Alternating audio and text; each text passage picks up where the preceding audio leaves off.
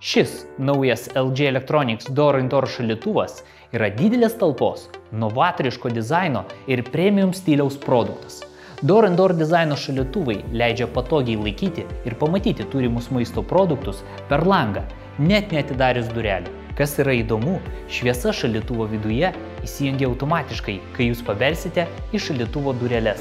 Kitas didelis privalumas yra Door-in-Door dizainas. Durys duryse galimybė greitai prieiti prie dažniausiai naudojamų produktų, atidarius tik pusę durelių. Tuo pačiu metu ir sutaupant šalto oro praradimą. Ir žinoma, toks protingas sprendimas leidžia turėti papildomos vietos. Šaldytuvo viduje paslėptas unikalus inverterinis linijinis kompresorius. Jis turi stūmoklį, kuris juda linijiniu būdu, nenaudojant alkūnės ir velino, atvirkščiai nei tradiciniai sistemai. Dėl sumažėjusio trinties taškų kiekio didėja patvarumas ir sutaupoma iki 32% elektros energijos. Plonas ledo gaminimo aparatas įmontuotas į šaldiklio dureles leidžia turėti daugiau erdvės šaldiklyje. Be to, šaldytuvui nereikia atskiro vandens pajungimo iš vandentikio. Ledo kubeliai yra gaminami naudojant vandenį iš šaldytuvo viduje esančios talpos, saugiai ir patogiai.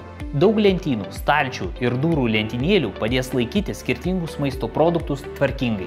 Laikykite kiaušinius ir vyną specializuotose lentynose, taip pat vaisius ir daržovės jiems skirtose stalčiuose. Kai drėgmė pasišalina iš maisto, jai kondensuotis neleidžia specializuotos, grublėtos stalčiaus lubos. Taip, Fresh Balancer sistema leidžia palaikyti tinkamą drėgmės balansą stalčiuje. Taip pat reikėtų paminėti, kad šiame šaldytuve yra įrengta pilnai bešerkšnė Total No Frost sistema. Ji leidžia šaltam orui tolygiai pasiskirstyti visuose šaldytuvo lygiuose, o anglies filtro oro valymo sistema leidžia naikinti įvairius kvapus. Taip pat yra technologija, kuri leidžia tiksliai nustatyti iškilusias problemas ar gedimus šaldytuve. Ši programa randa ne tik problemas, bet taip pat rodo priežastis, techninės priežiūros informaciją ir bendrasis rekomendacijas.